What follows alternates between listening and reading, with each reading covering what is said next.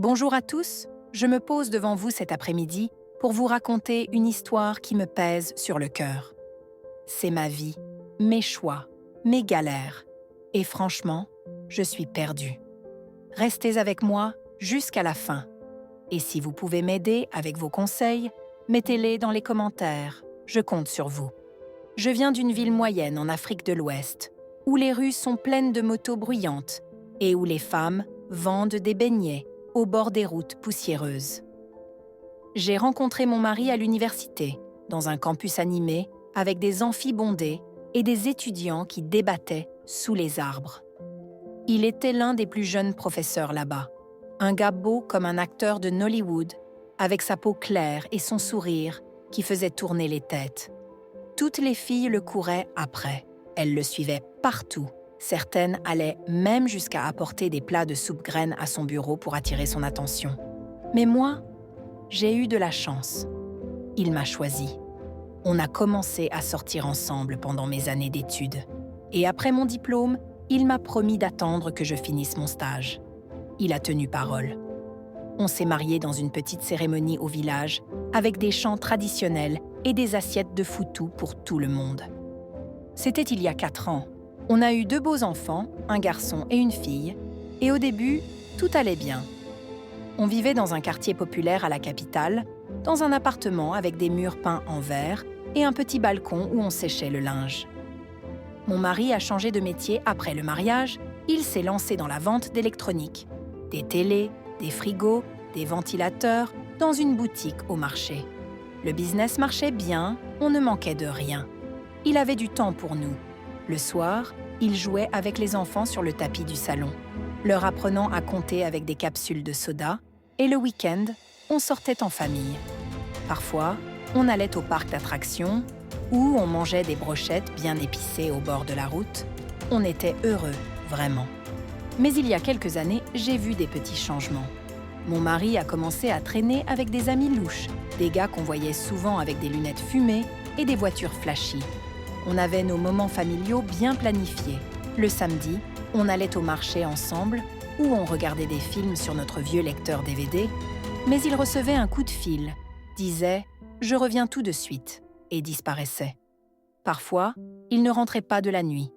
J'appelais, il ne décrochait pas, ne me rappelait même pas. Ça me rongeait, mais je tenais bon. Dieu merci, je travaille. Je suis employée dans une compagnie d'assurance. Je gagne un petit salaire qui aide à tenir. Puis, ça s'est empiré. Son commerce d'électronique a commencé à péricliter, les clients se faisaient rares et il ne ramenait presque plus rien à la maison. Moi, je prenais une partie de mon salaire pour payer les frais de scolarité des enfants. Leur école privée coûte cher, avec leurs uniformes bleus et blancs. Parfois, il oubliait carrément, disant « Oh, je pensais que c'était déjà payé ».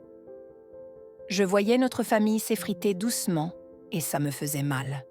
Un jour, une société de promotion immobilière est venue à mon boulot avec des brochures brillantes sur des terrains à vendre dans une autre région. Ils parlaient de parcelles abordables, parfaites pour construire une maison. J'ai pensé que ça pourrait sécuriser notre avenir.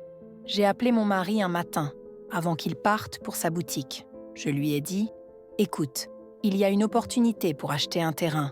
Ça pourrait être bien pour nous. » Il m'a snobé direct. Je suis assez grand pour décider. « Oublie ça, on achètera une maison toute faite, pas un terrain. Ne me dérange pas avec ça. » J'étais déçue, blessée par son ton sec. Mais moi, je ne pouvais pas laisser tomber. Beaucoup de mes collègues achetaient ces terrains et je me disais qu'il fallait agir. J'ai essayé de demander un prêt à la banque, mais ils ont dit que je n'étais pas encore éligible. Alors, j'ai appelé mon oncle qui vit aux États-Unis, un homme généreux qui a toujours été là pour la famille. Je lui ai expliqué la situation, la voix tremblante au téléphone. Il m'a dit « Donne-moi quelques jours ». Et puis, un matin, il m'a rappelé « Envoie-moi ton numéro de compte ». Je l'ai fait en lui demandant de me prêter l'argent, promettant de rembourser. Il m'a envoyé une grosse somme, assez pour acheter le terrain, et il m'a dit « Garde ça, c'est un cadeau, ne me rembourse rien ». J'étais émue aux larmes. À mon travail, on faisait une contribution mensuelle, une sorte de tontine, où chacun met de l'argent et récupère une somme à tour de rôle. J'y participais déjà, alors j'ai décidé d'utiliser ça pour construire sur le terrain. Je n'ai rien dit à mon mari, vu qu'il m'avait dit de ne pas le déranger. J'ai attendu 1 an pour avoir assez et on a commencé la fondation d'une grande maison. Un projet ambitieux, avec 4 appartements plus 2 petits studios à côté. L'argent de la première tontine a juste couvert la fondation. Alors j'ai vendu des trucs précieux. Mes bijoux en or que ma mère m'avait donnés pour mon mariage. Et même des habits chers des enfants, leurs petites robes et baskets qu'ils portaient pour les fêtes d'anniversaire. J'ai continué les contributions, année après année, en serrant la ceinture. J'achetais moins de pagnes pour moi, je cuisinais des plats simples, du riz nature au lieu de fried rice, tout pour avancer le projet. En 3 ans, avec mes sacrifices, la maison est montée jusqu'au niveau du linteau. Puis on a fini les murs, les fenêtres, tout. Mon mari ne savait rien.